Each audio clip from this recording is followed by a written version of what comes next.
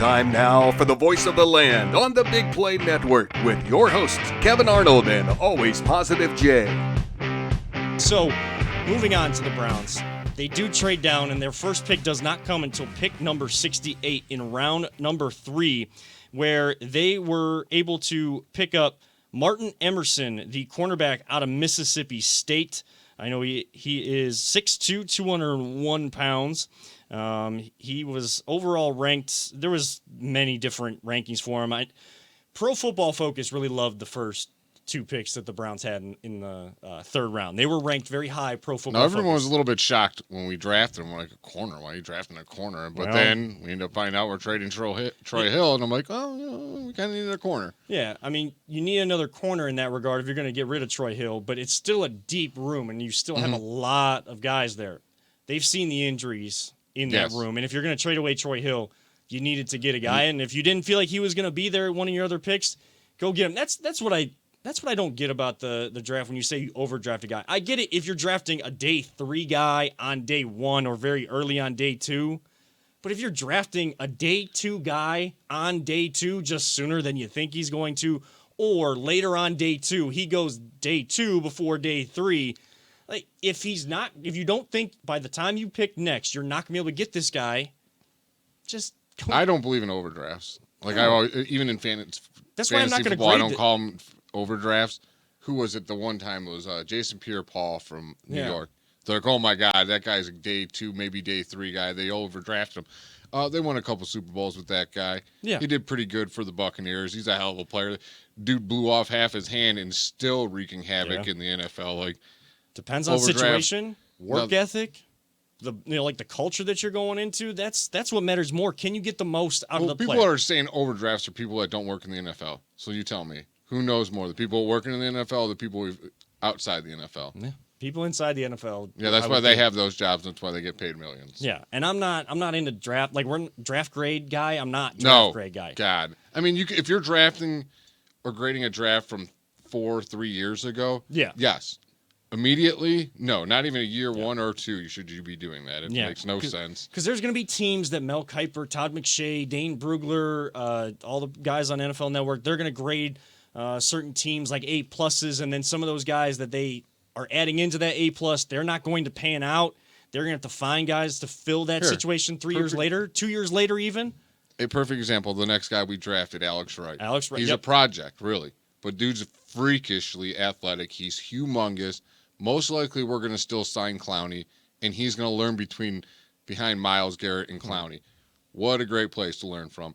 Just like what we were talking about the Steelers, they do. You got to get guys ready. So when Clowney's ready to go, this guy can step up. So why would you grade him now? He's not going to do anything this year. Right. And I kind of tweeted immediate reaction, like, what are we doing when I'm seeing names I haven't even heard of before. But this is the first year where I haven't dug deeper. Same here. Into the names. Like, I usually know a lot of the names through the first 2 days. So we apologize if you were coming to us for draft analysts. We weren't really into it this year. That's not going to happen. Well, one of the things I think would be interesting is to go back a couple years and look at like Mel Kiper's his mock draft right before the draft, and look at their grades top and 10. see. Well, and look at the top 10 and see, how those players actually, panned out in the league. Because I can think of a few highly drafted quarterbacks that we've had. Yeah, I don't really want to do that, though, because we're going to go back and we're going to find a lot of That's Browns just players glutton for punishment right there. that were horrible. Yeah, I'm good. I don't really want to go through that. backwards on drafts. They're scary back then. So I think the 3 names that really stand out, at least to me and most Browns fans, 2 of the names I had heard of before, just kind of watching college football as much as I do. But David Bell, the last pick of their third round, number 99, the wide receiver out of Purdue, has always played well against the Buckeyes. He was the best. He was rated the best wide receiver in the Big Ten, and you had Chris Olave and Garrett Wilson go in the first round back to back. You actually had Ohio State wide receivers go back to back. If you consider Jameson Williams. Now, Jameson Williams doesn't consider himself a Buckeye as much as didn't we just do that not too long ago too with the way same consideration with Burrow, Chase, and the corner Okuda, yeah. Yeah, I think that was but Burrow considered himself a Buckeye still. Yes. Yeah, that's what I'm saying, but we did have like 3 in a row, kind of same way. Almost like they know football down there. A little bit. I know that there was a time around the national championship where it came out where Jameson Williams said like he doesn't consider himself a Buckeye still, but I know he still talks to those wide receivers, and there's plenty of pictures of him celebrating with Olave and Wilson. You can't tell which one of them actually scored.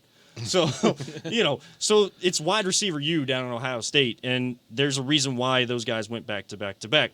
For those watching us and now watching the Guardians games, they just win in Oakland 7-3, so they sweep the A's after getting swept in the first 2 series of the road through. So just, sweep, just one way or the other. The last week's title just continues on, doesn't it? Just continues on. But I like David Bell. Dude do. catches everything, Yes. and everyone's like, "Oh, he's not a burner. He's not a burner." I think it was Abby Muller. She tweeted out, "Who is it? Cooper Kupp ran a 4.62. Yeah, like it was really slow. Guess what, dude? Game speed is different than 40 speed. Like this guy is a football player, and he catches everything. I don't know what kind of impact he's going to come in here and make, but I like the pick personally. Right now, if you're going to make me make projections of any sort, I'm going to say that David Bell has more impact on year 1 than Anthony Schwartz did in year 1 there. As David Bell, as a guy that ran slow at the combine, but is great route runner, catches everything that comes to him, was rated the highest wide receiver in a conference with a lot of great wide receivers last year, versus a guy that does have a lot of straight line speed and is a track guy, but can't run routes and was a project and didn't do anything. Yes, the quarterback play wasn't great all year long, but wide receivers running routes and getting open, there was issues there too, and Schwartz didn't make an impact, wasn't open, wasn't one of those guys that the quarterback was missing because he wasn't getting open. Everybody knew he was straight line speed, and that's easy to defend for a lot of these defenses. So I think David Bell has more impact in year 1 than Anthony Schwartz does, but I do like Anthony Schwartz, and you still got to give him time.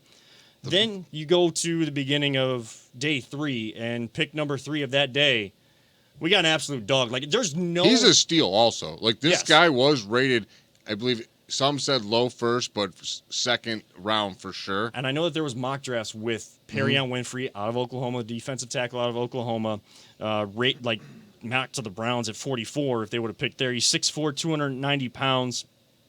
He was...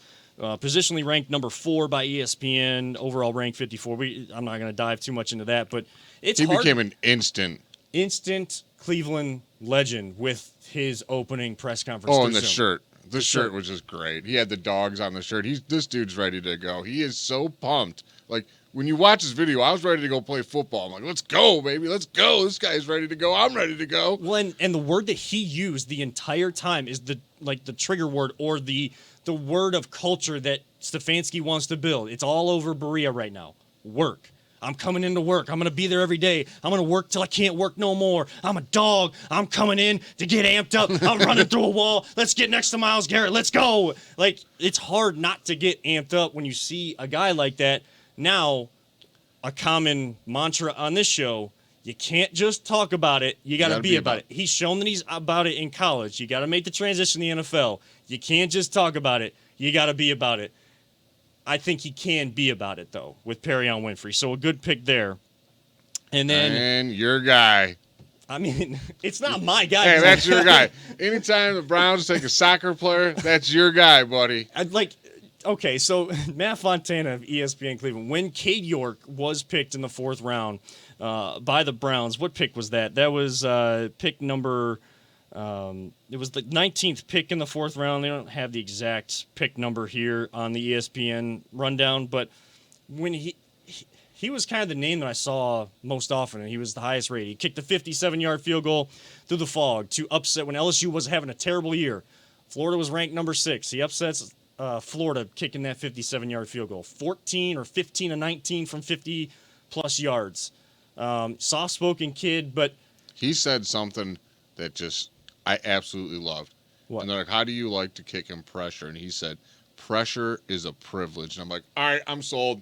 This is my guy. Well, I'm in. You and I were texting about that, though, and we said you got to team up with Phil Dawson and learn about the Dawson flag. Exactly. The Phil flag in one of the end zones for how the winds swirl. Don't bring him to training camp I need those guys kicking down at the stadium. We don't need them in Berea. It don't do them any good practicing there. They need to learn every angle of what this wind's like all the time in that stadium. Please, I know if one of you guys are listening, I'm imploring you. Well, if the Browns start listening to us, they're going to be sitting with us. I'd welcome sitting in here with you. We're going to go with cliches and mantras today. It's, once professional teams start listening to the fans, they start sitting with the fans. So let's just hope this kid can come in and fill the void that Phil Dawson left when he left. I mean, I know you said he's my guy. Like Fontana tweeted out the quote that he was, when he was in his Zoom, that he's a former soccer player. Like, you had me a former soccer player, exactly, right there. So, like, of course, I took advantage of that and tried to get some plug on my social media at Kevin and Seven by retweeting the kick I made last year for the draft experience. It was a very close kick, I will say that. And I know I could have made it from further, not 60 like you were saying under the right circumstances. I said, under the right circumstances. I didn't say if there was 20 miles an hour winds to your back, but like in that instance, I actually regretted not being the one to put my name in from the soccer team to kick for the football team in high school. But everything works out for a reason, and I'm here. I'm gonna try to be behind a microphone now. I'm not trying to kick footballs and get my head blasted off. We could have won a few more games last year if you were there, Kevin. Well, maybe. Even some of the close ones, probably. Just kick it. Just kick it straight.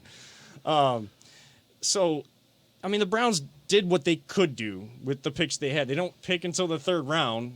Were you shocked that they made all the picks, really?